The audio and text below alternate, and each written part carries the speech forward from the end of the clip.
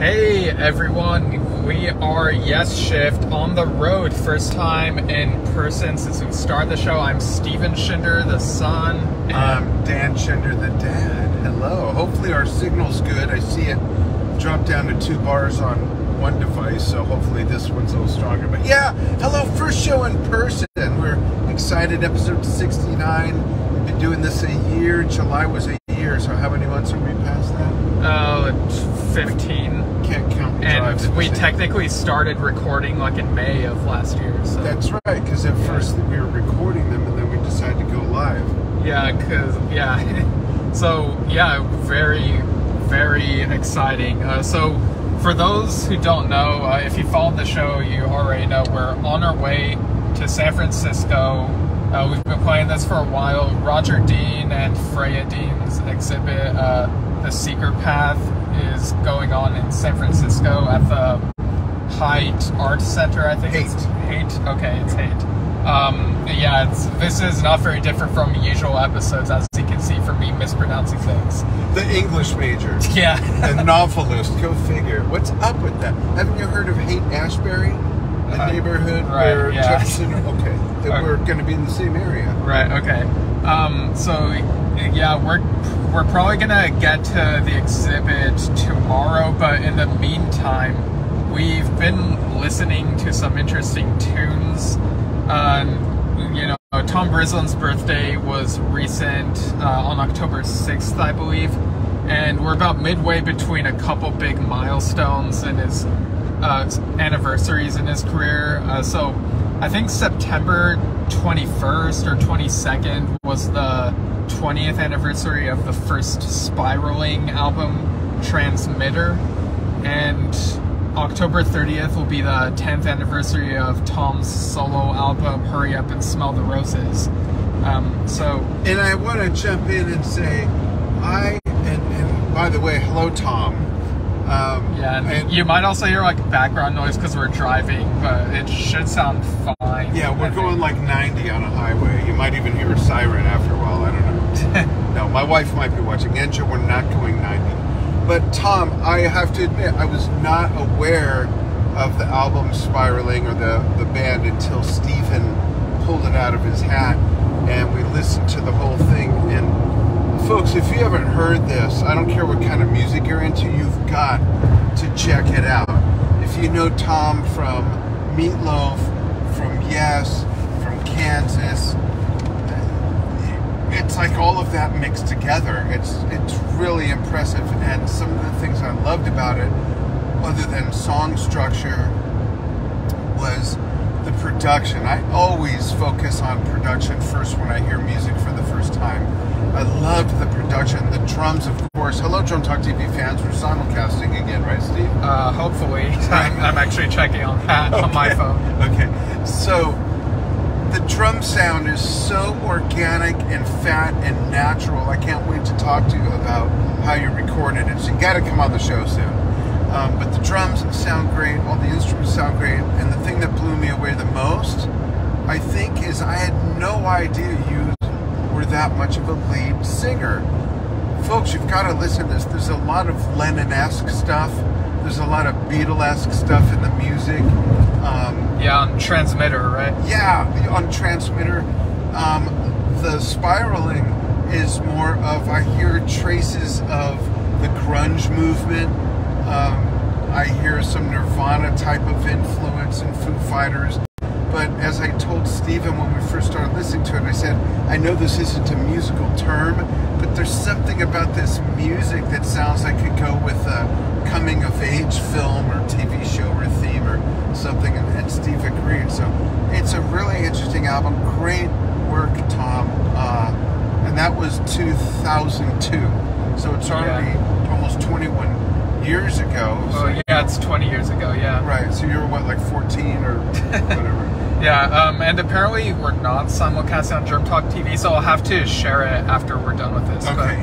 But yeah, like 2002, you know, that's very close to, it pretty much came out like a year after the symphonic tour. Hey, I'm not on camera. I'm just kidding. I'm kidding. Yeah, it came out the year after the symphonic tour, and like listening to Spiraling and how big of a role Tom has and all the stuff he can do. It's kind of funny watching Symphonic live and be like, why the hell is he just like in the background? Like, what's going on here, you know? You know, yeah, because I hate to use this sideman. It was a temporary man, and it is weird to see him just in, I don't mean to minimize it, but in that capacity, knowing that on other albums you've played the drums, all the different keyboards, synthesizers, or bass, piano, guitar, clavinet, glockenspiel. I don't don't know why you had to bring someone in to play theremin. You couldn't pull that one. Just wave your freaking hand around the I'm just teasing Tom, but he did bring someone in to play theremin. How cool is that? So, and Annie Haslam, who we just had on the show last week, was on one of the songs. I was just so overwhelmingly impressed because I was so unfamiliar with that side of Tom's music. So I encourage everybody to check out Spiraling. You want to move on to his solo album, Fast Forward, or you have more to say about it? I have more to say. Okay. I'm going to read the track list for, that's the wrong one, for Transmitter real quick. So the tracks are titled The Connection, The Girl on Top of the Piano, I Don't Want to Grow Up, This Is the Road. Hey, like, this is very fitting for us being on the road. And I mean, there's like, both of these albums are kind of fitting because I think both of them mention driving, so it's like, it's kind of funny how that works. Transmitter, the title track, of course. Awesome song. Yeah, Lightning Twice. That, I loved that one too. Yeah, Living Proof. That one wasn't that good. No, I'm kidding. The L Word 3, Too Good to Be True. Today's the last day. Fixate on your shape, your excellent body, and get your own holy grail. So yeah, you mentioned the Beatles comparison, and we were sort of making comments as we were listening. And this was my second time listening to Transmitter in full. I listened to it in full a few weeks ago, and I think a year ago I heard like maybe at least a couple songs from it. But yeah, I definitely heard some of those Beatle-esque moments. The song Too Good to Be True, we both felt very like come together. And there were other things in some song structures, and I had mentioned to Steve and also mentioned earlier that there's a lot of spots where Tom's voice sounds like a young Lennon, actually, and I don't know if that's subliminal through influence or if it's on purpose or an homage or what, but it's there, and we'd be curious if you folks hear the same thing. By the way, chime in, let us know where you're watching from. We started the live 99 miles south of San Francisco, just above the 140 that goes out to Yosemite and Merced. But let us know where you're watching from. Let us know if you're familiar with the album, or go listen to it and come back to the post and comment. Let us know if, are we off our rock? Well, we are off our rocker, but are we off on recognizing those subtleties and some that are traces that are more overt, right? Right. Yeah, and we got Bob Hart on bass, Marty O'Kane on guitar, and Paul Walls on drums. Excellent job, by the way, on the drums. Excellent job. Yeah, and we both had the thought that, like, Transmitter, and I think something else on Hurry Up and Smell the Roses felt Arriving UFO, like, right, with the sounds. Traces of Queen, particularly Freddie Mercury, some operatic sort of scales and lines. On a solo album, with his voice, with just piano, and that kind of made me think, hey, after this, let's listen to Queen 2. Yeah. Which we're going to do after this. Right. On Transmitter, Lightning Twice kind of reminded me of video game music. It had like that 8-bit or 16-bit sort of sound quality to some of it. Yeah. Tom's probably thinking, what the hell? That's like my most expensive keyboard. No, but yeah, like while listening to Transmitter, like you said it earlier in the broadcast, it's got like the coming of age feel, and I was like, yeah, I could totally imagine this being like part of some independent coming of age movie, or even like these songs. Like, I know in prog rock, radio friendly is kind of a bad word or something, but for this, that's why Owner of a Lonely Heart didn't do too well. Yeah. Spiraling, a pop rock band. These songs feel very radio friendly. I could imagine these being part of the soundtrack to early 2000s movies that would have like Blink-182 or Simple Plan music, but you were saying that it also feels somewhat like Nirvana and Foo Fighters a bit. And, yeah, so kind of like a bridge between grunge and pop rock and alternative rock, I guess. Well, and also in some of Spiraling, there's a touch of, I don't know if electronica is the right way, but the very first song we heard had traces of something you might hear at a dance bar or something. I don't know how to explain it. It wasn't disco or anything like that, but the other thing I want to point out, even though Tom's voice is, there are some differences between the two albums that are, 10 years apart? Yeah. There's something very romantic about his voice. It's really interesting, and I'm totally, again, thanks to Steven, discovering new music. I was totally unfamiliar with you. Leave it to the younger crowd to turn us old fuckers onto some new stuff. Because one of the other things Steve turned me on to when we drove from, my wife and I drove from in the mountains of Arizona east of Phoenix to pick him up in Bakersfield. Then we drove to Oregon for Thanksgiving with my daughter's family. You turned me on to the Chromatics' first two albums. Oh yeah, Chromatics. Yeah, and then wasn't the other guy in the Chromatics before? Yeah, I can't think. Just amazing stuff. It's like my go-to stuff to listen to as background music while I'm working if I don't need my ears. But my point is that so far you're hitting home runs with stuff you're turning me on to, and it's no surprise that these last two were Tom. Right. Just so much more to his dimensions I had no idea about.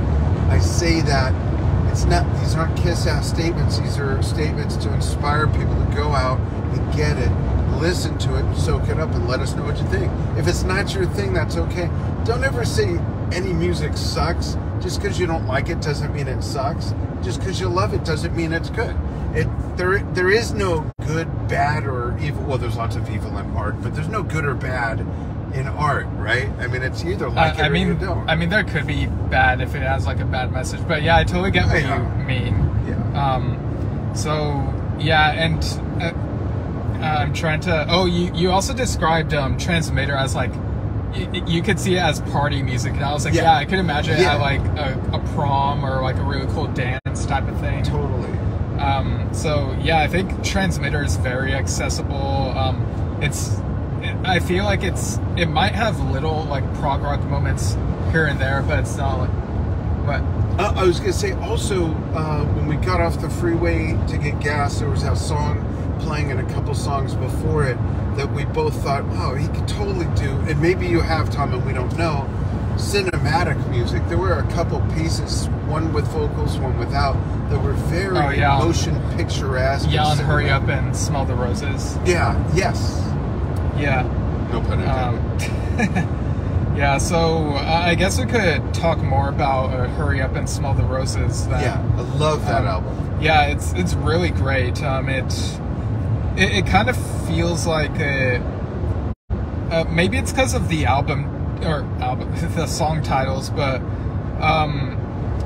the track Pre-Dawn of like that is like smack dab in the middle and makes me think, oh, it's switching to side 2 right after the 7-minute Industry in the Distance. Like that one feels very much like a side closer type of song. But yeah, like we were saying, this album feels operatic in places, like Queen, like you were saying. Liftoff is very different from what I was expecting. When I look at that word, I think of like a space shuttle lifting off, and maybe it's gonna be like really rocking, but it was more introspective and beautiful, much like the rest of this album. The Outskirts, a great mysterious sounding instrumental, again making us think of the film score type of thing. And if I may interject a quick travel note, we are now moving from the 5 freeway going north to the 580 towards San Francisco. We're at the 580 and the 5 split right now. Just went under the sign and crossed the Gore Point. There we go. Right, yeah. What were we talking about? Oh, yeah. Tom Brislin, yeah. Yeah, and like we said, Annie Haslam guests on the song I Hold a Candle. We've got one bar on one phone. Hopefully mine that Steve's using to go live has more bars. Can you tell? Can you yeah, turn your head? I think it's... let me look at the broadcast. So look right here. Oh yeah, it looks like it has 2 on yours. Okay. But yeah, like, it's really cool, like, talking to Annie Haslam, and she was very complimentary about Tom, because, you know, he worked with Renaissance, and now he's... I thought she said she didn't know Tom. And he's in Kansas, the band, not the state. He's in Pennsylvania right now, I think, with Kansas, and... Is that allowed? Like... Yeah, I mean, Kansas, like, whenever I look up their page, it looks like they're always touring. I don't know if they ever take a break. It's amazing.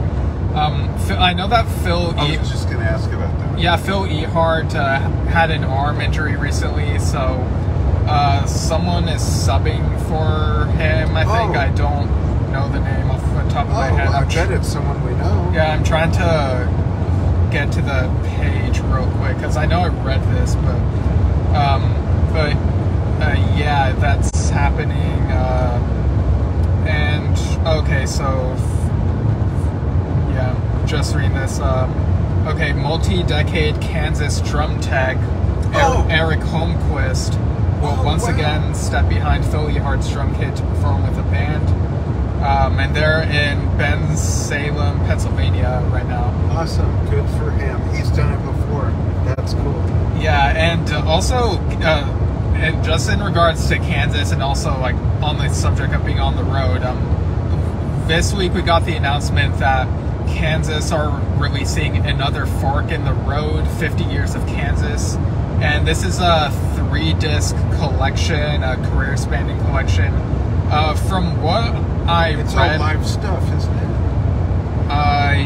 I thought it was all studio. Oh, when I saw the press release, I scanned through the disc titles and stuff, and I thought it showed different places it was recorded, so I thought it was live. Maybe I'm just... I think haven't slept much in the last 12 weeks. I don't know. Well, I'll look it up. Go to the Kansas page or whatever.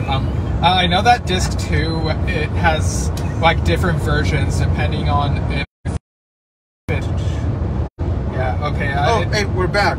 Yeah, it was like cutting out for a bit and trying to reconnect. But yeah, so another Fork in the Road, that's coming out December 9th.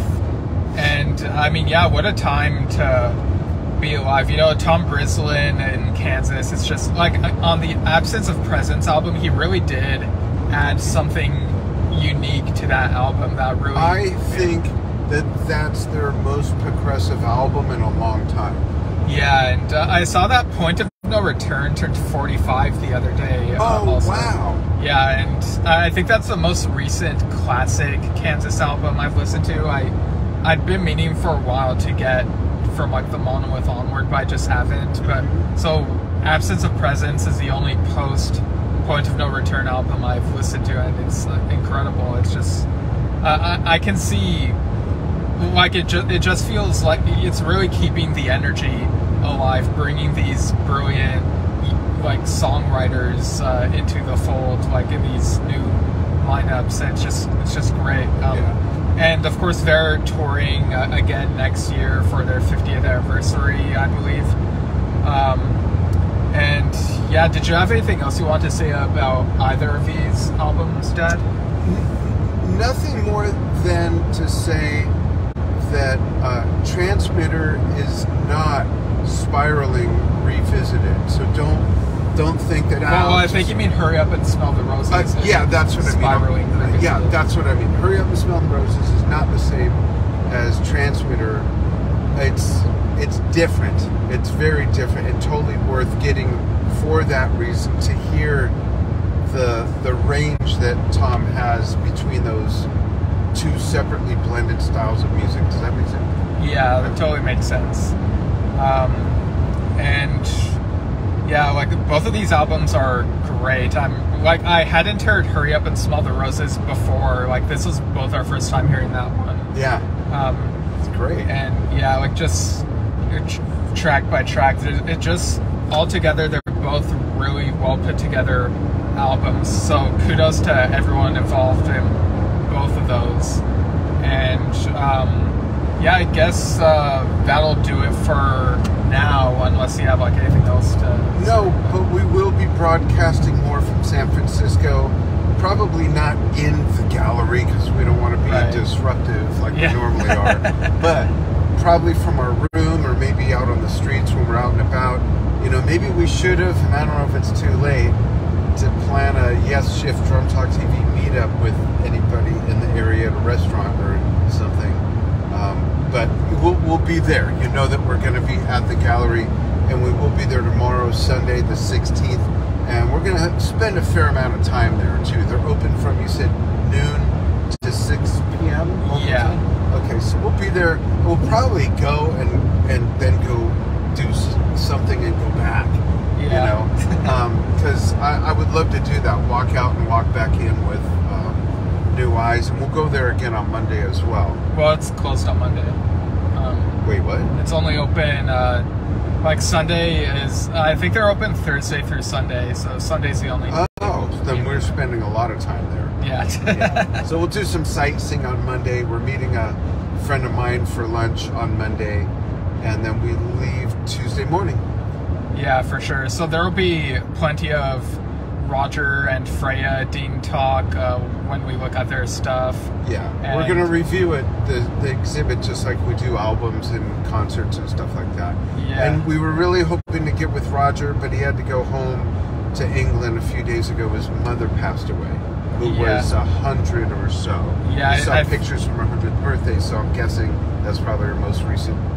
Yeah, I think Roger, he was in San Francisco for a bit and then flew back to England, and he was going to come back for a couple different, for the Rock Poster Society event, I think it's called. But, which is today at Golden Gate Park. Yeah. Correct? Yeah, it's on until 6 p.m. from what I could tell, but yeah, he